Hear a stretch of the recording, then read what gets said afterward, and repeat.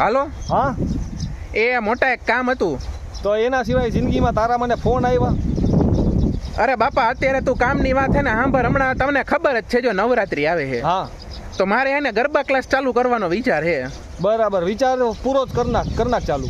આપા ચાલુ તો મારે કરવું હોય, પણ તને તો ખબર છે, તને ને મને બેયને ખાલી ટીટોળો રમતા જ આવડે છે. મને તો આવડે છે બધુંય. પણ તને હું નહીં રાખું ક્લાસે, મારે એક છોકરી રાખવી છે ગરબા શીખડાવવા હતું.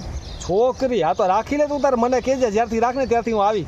એલા ભાઈ હું તને રાખવા હાટું પૂછતો નથી, તું મને કોઈ છોકરી ધ્યાનમાં હોય ને તો મને કે ને કે નવી છોકરી મને ગોતી દે ગરબા શીખડાવવા હાટું. એલા કઈ મેરેજ બ્યુરો ખોલ્યો છોકરીઓ હોય મારા પાસે? અરે ભાઈ એને હું જેટલા ગરબામાંથી પ્રોફિટ થાય ને ગરબા શીખડાવવામાંથી એમાંથી હું 50% એને આપીશ. 50% એટલે મહિને અંદાજે કેટલી આવક થાય? મહિનાની આવક નક્કી નહીં, જેવા સ્ટુડન્ટ એવી આવક.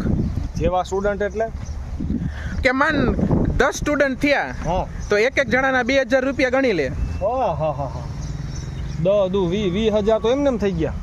હા તો તું કાકા ગોત છોકરીને, હું તને કમિશન દઈશ હાલ હારવાર. એલા કઈ એવા કમિશન વાળો હું, મને ખાલી છોકરી નંબર દઈ દેજે.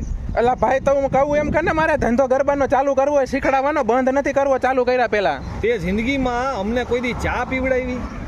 હા ભાઈ હું તને બદામ શેક પીવડાવી દઈશ હાલ ચાની બદલે. ગોતી દે છોકરી. છોકરી જોઈએ છે એટલે. અરે તું મને ખાલી ગરબા હાટું છોકરી ગોતી દે, હું તને ગરબામાં રમવા હાટું છોકરી ગોતી દઈશ હાલ. અરે મારે એ કઈ ન જોતી ભાઈ, તું ફોન મૂક મતલબી માણસ.